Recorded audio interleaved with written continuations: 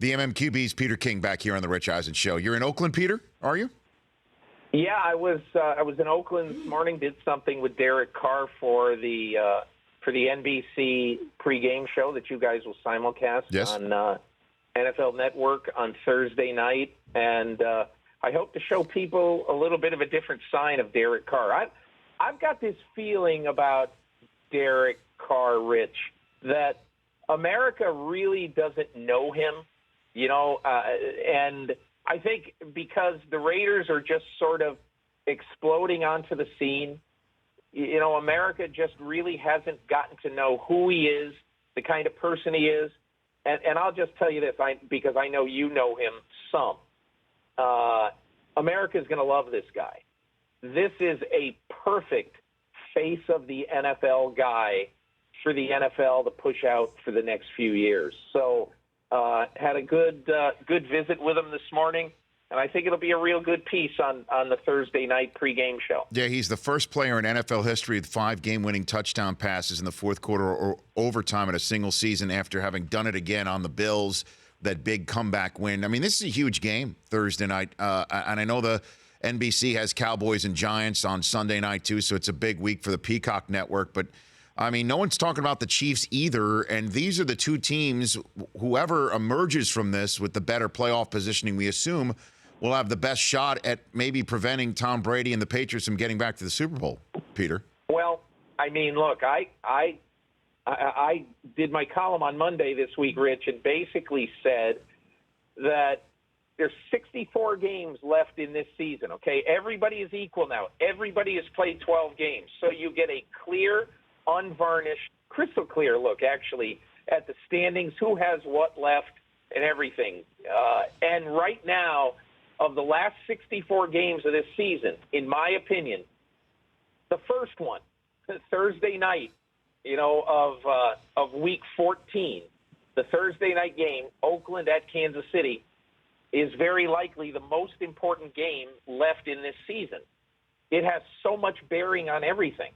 Imagine if you're the Oakland Raiders and you're the 1 seed right now, and if you lose this game, there's a good chance that you could go all the way down to 5 or maybe even 6. And then you're not playing anywhere. You're not playing anything in the black hole. Let's look at how it influences New England. If Oakland wins this game, Oakland then obviously is in the driver's seat for home field, and a New England-Oakland mega playoff game, Tuck Rule rematch, is going to be in Oakland and not in snowy Foxborough. So there's so much at stake in this game in Kansas City on Thursday night. Yeah, especially since, if again, the Chiefs have already beaten the Raiders, they win this game, they'd be in first place with the tiebreak in their back and pocket. 4-0 in the division too. Exactly, it would be nearly insurmountable. And Peter King joining me here. I had Mariucci on the show yesterday, and he knows Andy Reid. They go way back. We even put the photograph that he sent us of them back in the day.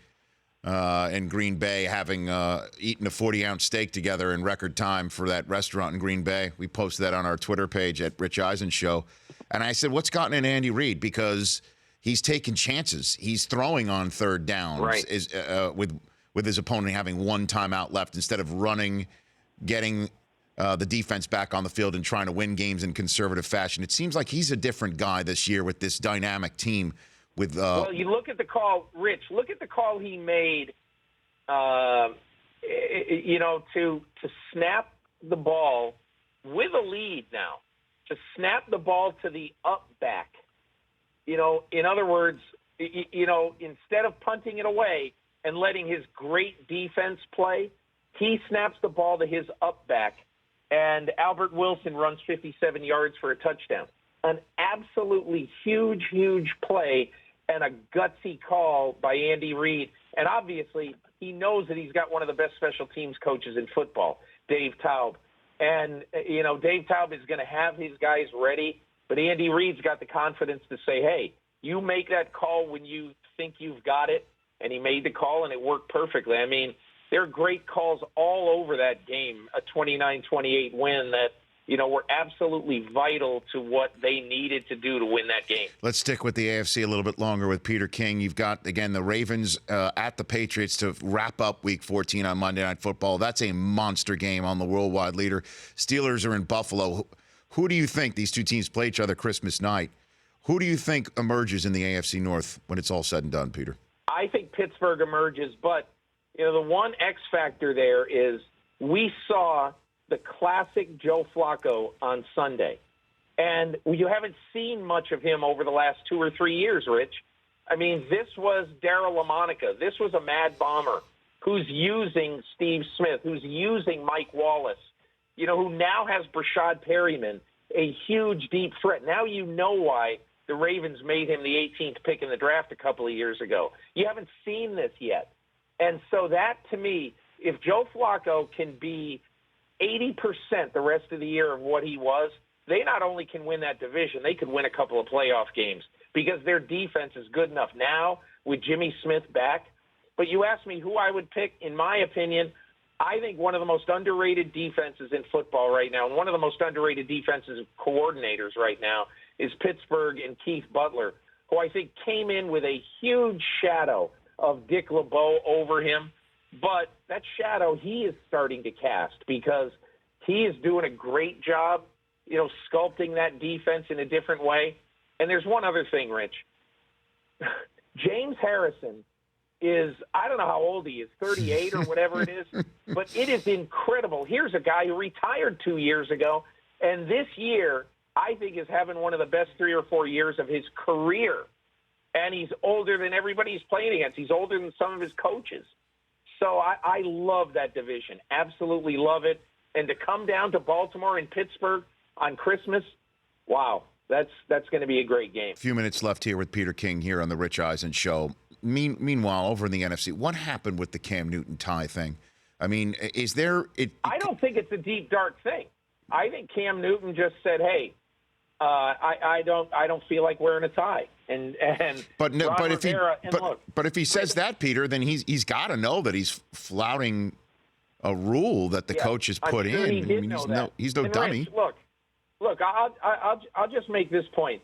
If there are some rules that we all think are stupid, team rules, rules you got to work with in your workplace, my workplace. There are some rules we all think, why in the world is this so important?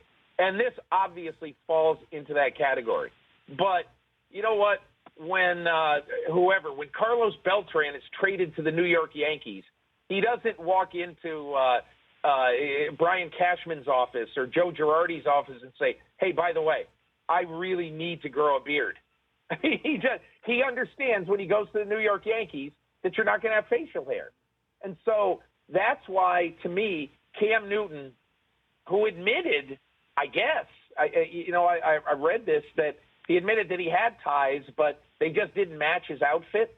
I don't know. If you're Ron Rivera, you have to ask yourself the question, if I let this guy get away with it, everybody on this flight is going to see that there's 52 guys who have a tie on and one who doesn't. So what am I supposed to do? You got to do something. Now, it just so happened that Derek Anderson threw a fluky interception, and it put them in a 3-0 hole. But I totally stand behind Rivera on this. Now, the New York tabloids this morning are firing Todd Bowles. What do you think happens in New York with the Jets now, one of 4 teams eliminated? I wouldn't have said there was any chance of that until last night.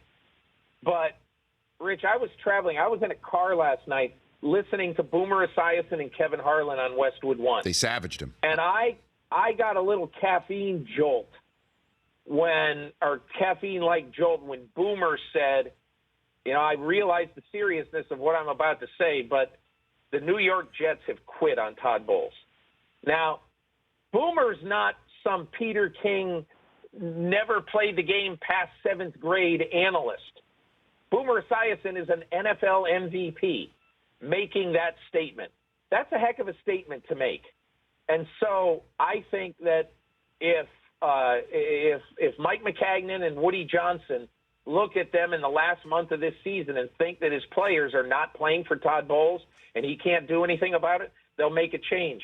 I still think that this falls under the category of veteran players need to start playing and taking responsibility for how they're playing. Muhammad Wilkerson, Darrell Revis, Ryan Fitzpatrick. Okay, I mean, I'm not saying they're trying not to play well, but players play. Players decide coaches' fate very often. And right now, I mean, who is this Muhammad Wilkerson? He sure doesn't look like the one who earned the $1 jillion contract with the Jets. And lastly, Peter, we talked about it in hour number one here on the show.